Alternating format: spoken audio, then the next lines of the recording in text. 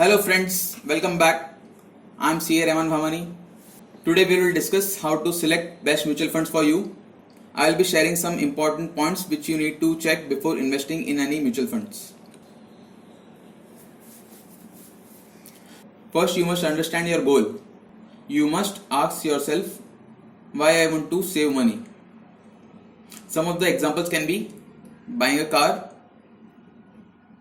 buying a home, or you want to save for the higher education of your children, or you want to save money for your children's marriage expenses, or you want to save for your own retirement. Your goal can be anything. These are just the examples.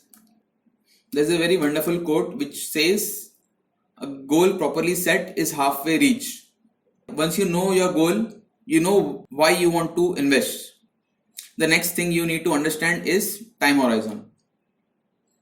The time you want to stay invested will depend upon your goals. Some of the examples are, you want to buy a car, in 3 years time you want to buy a house for which you need a down payment and you need that amount after 5 years, or your child will go for higher education after 20 years, and with the ever increasing cost of education you need to save money for your children's education. At the end, all of us want to retire rich. For me, the retirement period is maybe after 30 years. For you, it may be 10 years or maybe 20 years. All of us are in a unique situation in life. You need to understand your own goals and your own times.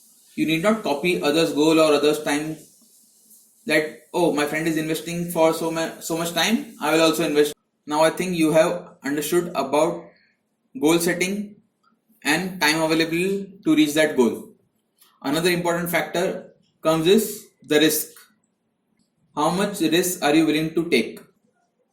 Depending upon the risk and the time factor, you will select in which type of mutual funds you will be investing. If you are a high risk taker and you want to invest for say short term, which is less than 3 years, you can go for these funds. Or if you are a medium risk taker and you want to invest for 3 to 5 years, then you can go for balanced advantage funds. If you are a low risk taker and you want to go for long term investment, then you can go for large cap funds.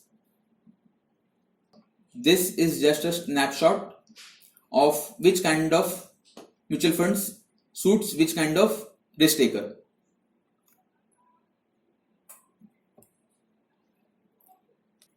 Moving one step ahead and talking about risk, there's a direct relationship between risk and returns. If you take high risk, you may get high returns. Pay attention to my words. I said you may get high returns. There is no guarantee in mutual funds that you will get the expected returns. On the flip side, if you take low risk, then your returns will be lower. Next point which I want to discuss with you is consistency. How will you choose among various mutual funds? Let's say you have two mutual funds to choose upon. One is Fund A and one is Fund B. Fund A has performed in last 3 years with giving 10% returns, 8% returns and 9% returns. Whereas Fund B has given you 15%, 3% and 8%. Which fund you will choose, Fund A or Fund B?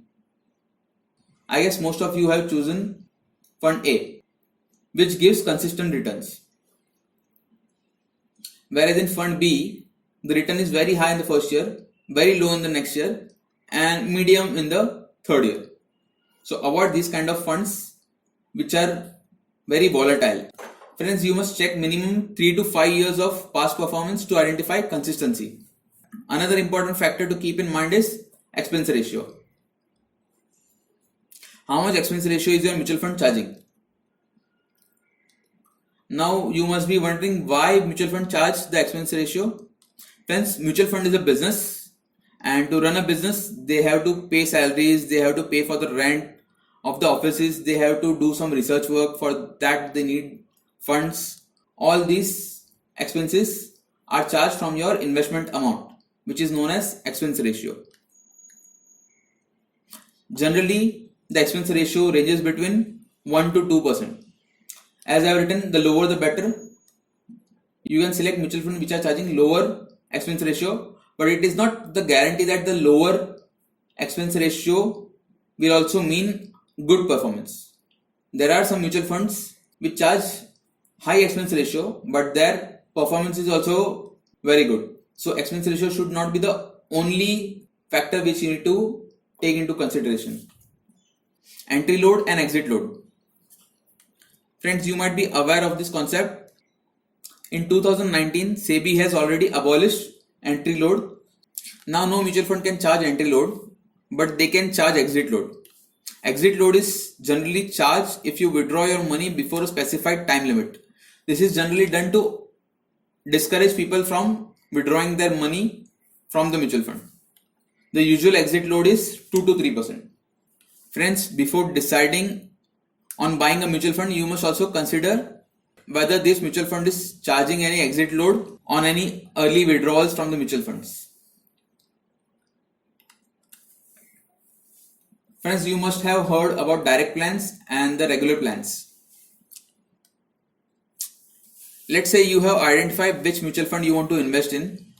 Then you have two options, direct plan and traditional plans. In traditional plan, you will buy mutual fund through some broker or agents. And these agents or brokers will receive a commission which is generally around 1% or 1.25%. But how will your gains be impacted because of this 1% commission? Let's see through an example.